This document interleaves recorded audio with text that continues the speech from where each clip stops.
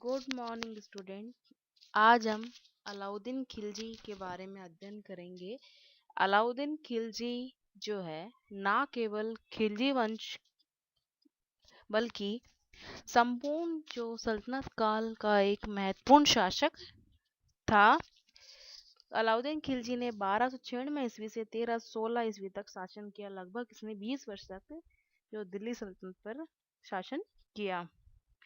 अलाउद्दीन खिलजी जो है अलाउद्दीन खिलजी के पूर्व जो है दिल्ली सल्तनत के सुदृढ़ीकरण का काम पूरा हो चुका था और बलबन द्वारा एक शक्तिशाली राजतंत्र की स्थापना का विकास भी हो चुका था। इन दोनों परिस्थितियों ने सल्तनत के क्षेत्रीय विस्तार के लिए पृष्ठभूमि तैयार कर दी। अलाउद्दीन व्यक्तिगत महत्वाकांक्षा भी इस कार्य में सहयोगी सिद्ध हुई, परंतु साम्राज्य विस्तार के साथ साथ प्रशासन सुधार भी अनिवार्य थे।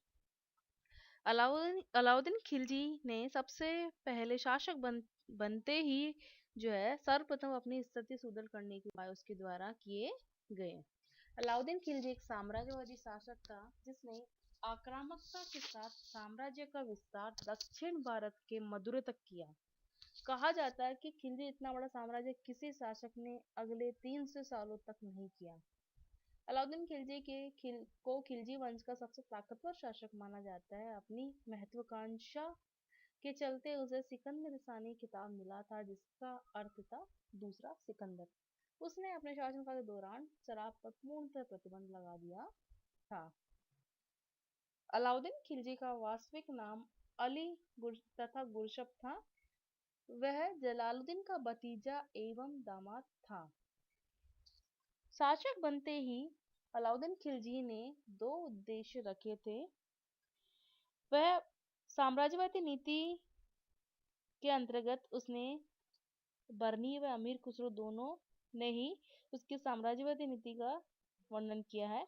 बरनी के अनुसार अपने शासन के आरंभिक वर्षों में अलाउद्दीन ने अपने परामर्शदाताओं के साथ अपनी दो महत्वाकांक्षाओं का विचार विमर्श किया था। एक नए धर्म की स्थापना और विश्व विजय की ये योजनाएं अलाउद्दीन खिलजी को आकर्षित कर रही थी और उसने सिकंदरुस्सानी की पदवी भी धारण की थी।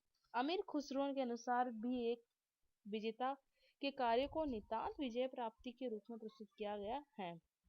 विजेता को तब तक विजय अभियानों का क्रम बनाए रखना अनिवार्य है जब तक कि जीतने योग्य क्षेत्र उपलब्ध है। विजय का लक्ष्य मात्र आक्रमण नहीं बल्कि अधिकार भी है। यदि विजेता अपना अधिकार बनाए रखने में असमर्थ हो तो उसकी ख्याति क्षणिक सिद्ध होती है। बर्नी का भी यही कथन है कि अलाउद्दीन की साम्राज्यवादी महत्वाकांक्षा को काजी अलाउल मुल्क ने नियंत्रित किया। उसने अलाउद्दीन पर स्पष्ट किया कि उसके लिए सिकंदर की भांति साम्राज्य विस्तार के लिए अनुकूल परिस्थितियां उपलब्ध नहीं थी और व्यवहारिकता के दृष्टिकोण से अलाउद्दीन के लिए समुद्री प्रति भारतीय राज्यों की विजय ही अधिक उपयुक्त थी। बरनी के कथन की सत्यता पर कुछ इतिहासकारों ने संदेह व्यक्त किया है, परंतु इस संभावना से पूर्णतः इनकार नहीं किया जा सकता है। अलाउद्दीन द्वारा सैनिक अभियान पहले उत्तरी और मध्य भारत में और अंत दक्षिण भारत में हुए। इसके अतिरिक्त उसने मंगोल आक्रमणकारियों के साथ भी सफल संघर्ष उसके द्वारा किया गया। अलाउद्दीन खिलजी के प्रारंभिक काल में ही उसे जो मंगोलों के जो आक्रमण का सामना उसको करना पड़ा। उसके शासनकाल के आरंभ में ही मंगोल आक्रमण हुए। सबसे पहले मंगोल सरदार कदर ने 1298 ईस्वी में चढ़ाई की, परंतु अलाउद्दीन की सेना ने उसे पराजित कर दिया। इसके पश्चात अलाउद्दीन ने दूसरे मंगोल आक्रमणकारी सल्दी को भी पराजित किया। 1299 के अंत में उसने मंगोलों के एक और महत्वपूर्ण आक्रमण को विफल कर दिया, जिसका नेतृत्व कुतलुक ख्वाजा ने किया था। बर्नी के अनुसार इन्हीं सफलताओं ने अलाउद्दीन की महत्वाकांक्षा को जगाया। अलाउद्दीन ने अपने जो है राजत्व सिद्धांत के अंतर्गत इस्लामी सिद्धांतों के अनुसार शासन नहीं किया। उसने खलीफा से इस्लाम पद की स्वीकृति नहीं ली, जबकि इससे पूर्व के शासकों ने खलीफा से इस्लाम की जो है पद की स्वीकृति ली थी। उसने निरंकुश शासन की स्थापना की। उसने विद्रोह को दबाने के प्रयास के द्वारा किए गए। उसके शासनकाल में 4 विद्रोह हुए। पहला विद्रोह नव मुसलमानों ने 1299 में किया। अलाउद्दीन ने एक अत्यंत कठोरता से उनका दमन किया, यहाँ तक कि उसकी स्त्रियों और बच्चों को भी नहीं छोड़ा गया। दूसरा विद्रोह सुल्तान अलाउद्दीन खिलजी के भतीजे अतक खां द्वारा किया गया।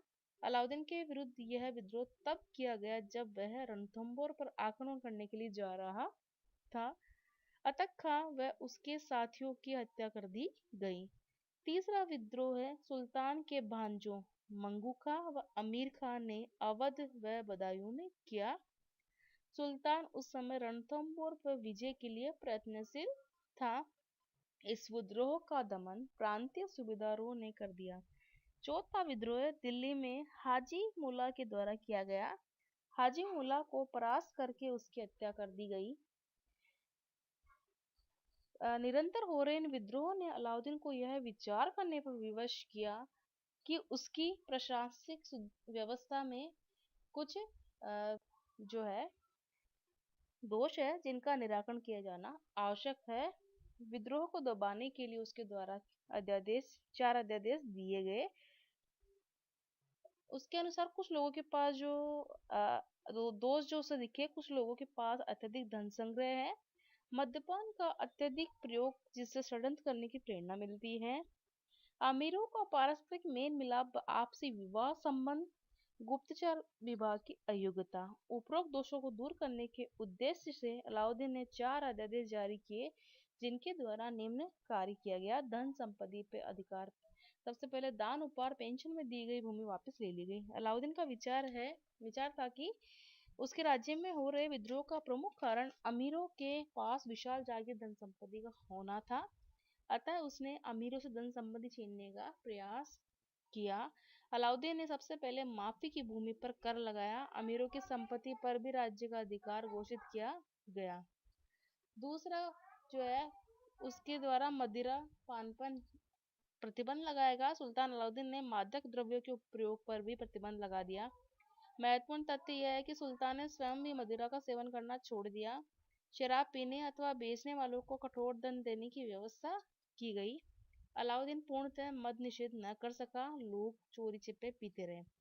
अंततः सुल्तान ने नियमों को थोड़ा संशोधित किया तथा घरों में निजी रूप से शराब बनाने व पीने की छूट उसके द्वारा दी गई। सामाजिक समारोह पर प्रतिबंध उसके द्वारा लगाया गया। अलाउद्दीन ने अमीरों को परस्पर मिलने, दावत देने व वैवाहिक संबंधों पर प्रतिबंध लगा दिए। अतः सामाजिक मेल मिलाप बंद हो गया।